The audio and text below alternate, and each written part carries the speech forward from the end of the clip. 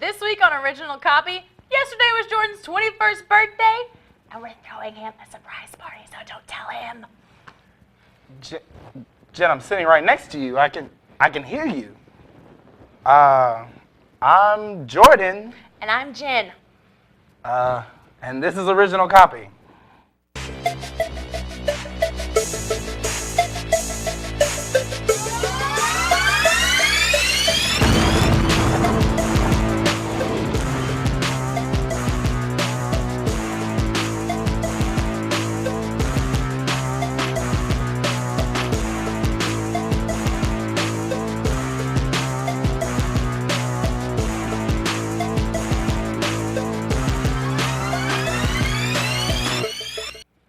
Welcome to Original Copy, ladies and gentlemen. My name is Jordan Hicks, and with me, as always, is my co-host, Jennifer Vance. That's right, and somebody is getting older. Jordan, tell us what is happening in the world of entertainment, birthday boy.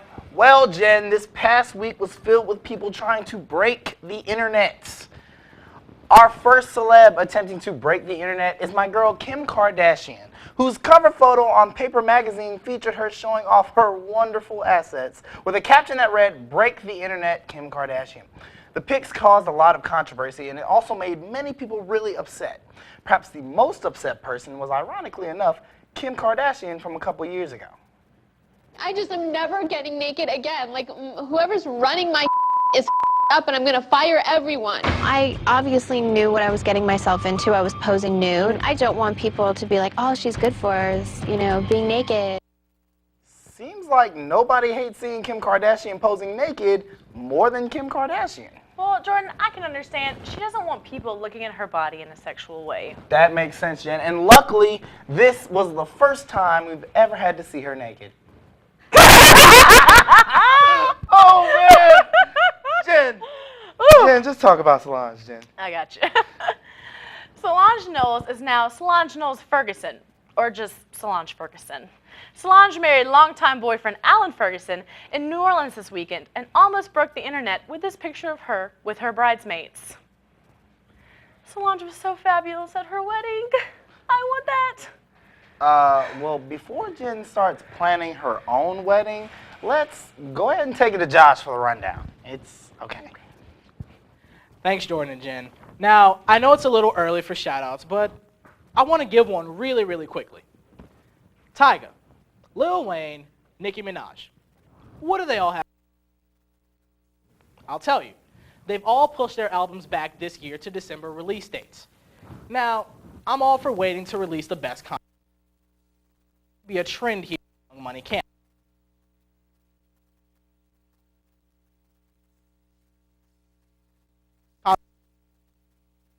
So, shout out to the artists who do release their albums on time. If you have a set date and you tell fans that date, then there are some expectations here. Will the delays be worth it?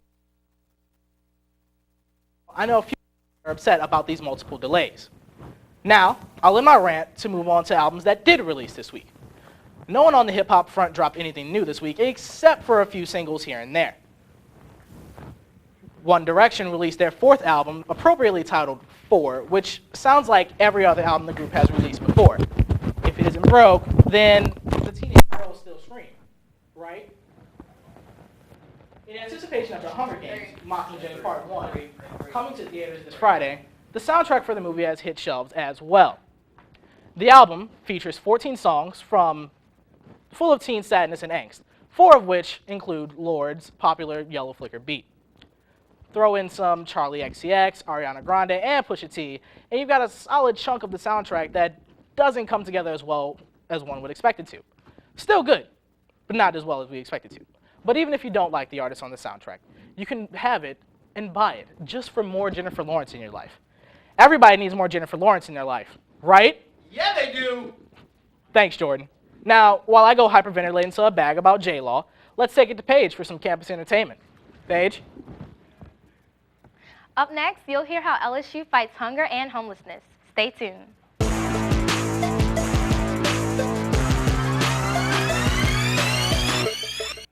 Hi everyone and welcome to Campus Entertainment. So this week is National Hunger and Homelessness Awareness Week, and in honor of homelessness and awareness, LSU is hosting several events on campus. Now, on Wednesday, November 19th, there is a hunger banquet in the Cartillion Ballroom, and this event is open to anyone curious, interested, or passionate about reducing hunger. It will feature the keynote speaker, Mike Manning from the Greater Baton Rouge Food Bank. Now, one campus organization that performs several activities to fight hunger is the You Got Served Community Service Organization. And today I have the founder and president, Ms. Gianna Succo, here to share some info on how you can help spread awareness. So thanks, Gian, for being here. Thank you for having me, Paige. So what is You Got Served doing at LSU in honor of National Hunger and Homelessness Awareness Week? Well, each year You Got Served usually hosts a major initiative for Hunger and Homelessness Awareness Week. This year in particular, we are kicking it off with promoting and really just raising awareness for the MLK, the Martin Luther King Committee Food Drive. And here at LSU, MLK's Food Drive raises food and non-perishable items for our own LSU food pantry to help those students in need here. And following that, we're going to be canvassing this week with the American Red Cross. So we have a lot of real cool things going on. So can you tell us how students can get involved if they're interested in spreading awareness as well? Absolutely. We have our social media, of course, so You Got Served, BR.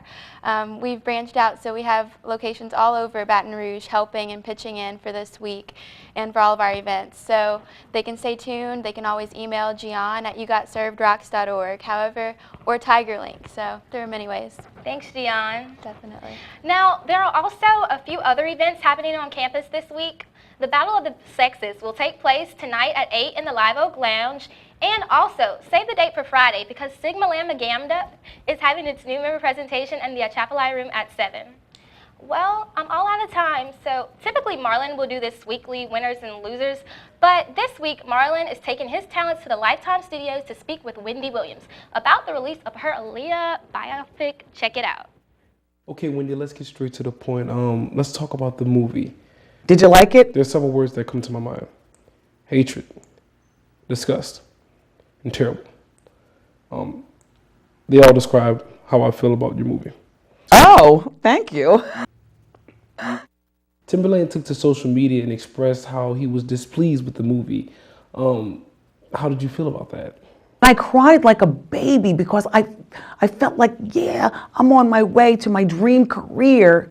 Wendy, I'm sure your close friends had something to say about the movie. How did they react when they first saw it? Because everybody was kind of not understanding my dream and kind of laughing at me or something or trying to, my friends were like real immature and stupid. Throughout the movie, you had several songs played that had nothing to do with any track that Aaliyah ever made up. Did you even listen to Aaliyah when she was out? I had a clock radio and I had 2 transistor radios. Yes, you had a radio, but did you watch any videos? Okay. These characters look nothing like the real-life versions of who they were trying to depict. How heavy were you in the process of casting these characters? I was an observer from afar. Even with the budget of a closed-down homeless shelter, I believe that I could have produced a better Aaliyah biopic than what you did. You're not quite ready yet. Wendy, because of this terrible biopic of Aaliyah, you've probably received more death threats than Les Miles, Cam Cameron, and Anthony Jennings after losing to an Arkansas team that hasn't beaten an SEC team in about 2 years. Is it safe to say that you're not going to create any more biopics? You want to know what? That was a huge lesson. We want to take the time out to thank Miss Wendy Williams for coming on Original Copy this week and interviewing about her horrible biopic of Aaliyah. With Tiger TV and Original Copy, I'm Marlon Green. Keep it OC.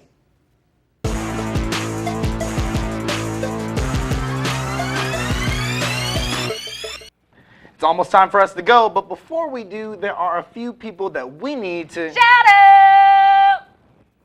Yeah, it's time for shout-outs.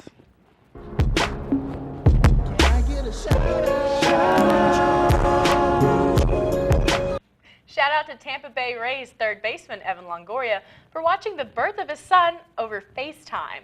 Longoria is currently representing the MLB in the Japan series, and his fiancée Jamie Edmondson texted him from her hospital room in Arizona to tell him she was going into labor with their second child, Nash. Longoria will stay with the team in Japan until the series ends on Thursday and will then return home to spend time with his new bundle of joy. Shout out to the woman who wants to spend the rest of her life married to Charles Manson.